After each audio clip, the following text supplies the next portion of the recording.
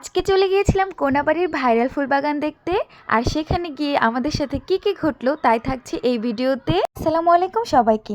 শীত তো প্রায় শেষ হয়ে গেল, চলে এসেছে বসন্ত। এই বসন্তের চন্দ্রমল্লিকা ফুল দেখতে আমরা চলে যাচ্ছি আজকে ভাইরাল কোনাবাড়ির কাশিমপুরের ফুল বাগানে। আর আমরা এই রাস্তার কথা একদমই বলতে চাই না, আপনারা আসলেই বুঝতে পারবেন রাস্তাটা কেমন। তো যাই হোক, রাস্তার সৌন্দর্য দেখতে দেখতে আমরা চলে এসেছি একদম ফুল বাগানের কাছে। আমাদের গাজীপুরে যেমন রয়েছে জনবহুল মানুষজন, তেমনি রয়েছে গ্রামের মনোমুগ্ধকর পরিবেশ, যা সত্যি ভালো লাগে। একসাথে আপনি সবকিছুই পাবেন এই গাজীপুরে। কিছুদিন ধরে এই বাগানের পোস্ট দেখতেছিলাম ফেসবুকে, তাই আমরাও দেরি না করে চলে আসলাম ফুল বাগানে। আমরা এসেছিলাম দুপুরের দিকেও যে এত ভিড় থাকবে আমরা কল্পনা করতে পারিনি। এই ফুল বাগানে প্রবেশ করতে আপনার টিকিট না লাগলেও আপনাকে কিনতে হবে ফুল, আর ফুল না কিনলে আপনি কিন্তু ভেতরে ঢুকতে পারবেন না।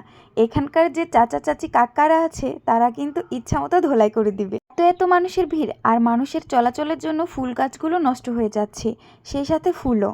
তাই তারা বকা না দিয়ে যাবেই বা কোথায়? এত দূর থেকে যাওয়ার পর যদি পিক বা ভিডিও করতে না পারি তাহলে কেমন লাগে বলুন তো? তাই আমরা ফুল বাগানে প্রবেশ করার জন্য কয়েকটা ফুল কিনে নিলাম, আর এইখানে ছবি বা ভিডিও করে তাড়াতাড়ি এখান থেকে বেরিয়ে পড়লাম।